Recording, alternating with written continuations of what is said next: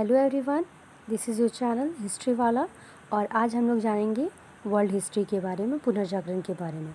पुनर्जागरण का शाब्दिक अर्थ होता है पुनः जोड़ जागरण, यानी पुनः मतलब फिर से और जागरण मतलब फिर से जागना।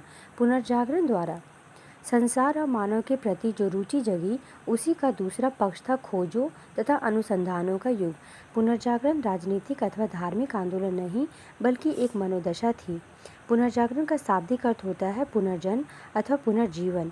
यह शब्द यूरोप में 14वीं से 16वीं शताब्दी तथा विशेष रूप से 1350 ईस्वी के मध्य होने वाले ऐसे वैवाहिक एवं उदार सांस्कृतिक आंदोलनों से संबंधित है।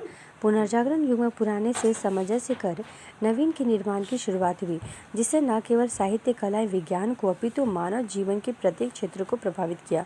पुनर्जागरण एक मनोदशा अथवा दृष्टिकोण था, यह कोई बौद्धिक क्रांति नहीं थी। पुनर्जागरण तथा धर्म सुधार आंदोलन आधुनिक इतिहास में बौद्धिक एवं नैतिक जीवन के नवीनीकरण के लिए दो प्रतिस्पर्धी स्रोत हैं। 18वीं सदी के पश्चात की घटनाओं को स्थान दिया गया है, परंतु 18वीं सदी के पश्चात के विश्व का इतिहास, विश्व का सृजन जिन सुधारों तथा परंपराओं के बंधन को काट कर हुआ, उसे समझना आवश्यक होगा। मानवतावादी के रूप में पुनर्जागरण का प्रतिनिधित्व करने वाले प्रथम व्यक्ति पेट्रार्की थे, अतः वह मानवतावाद का पिता कहा गया। पुनर्जागरण को इंग्लैंड की सबसे बड़ी देन शेक्सपियर है। इनके द्वारा रचित प्रमुख नाटकों में merchant of Venice, Romeo Juliet, Hamlet, Macbeth आदि प्रमुख हैं।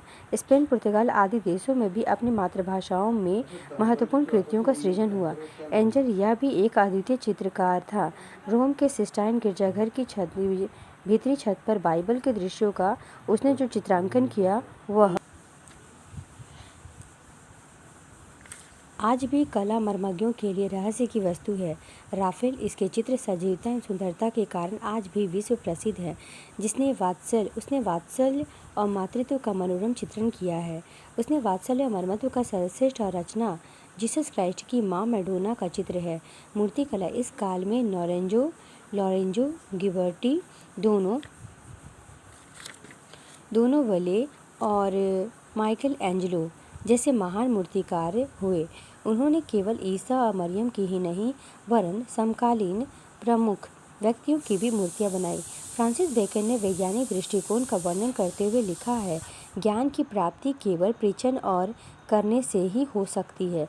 16वीं सदी में पोलैंड के कोपरनिकस को है।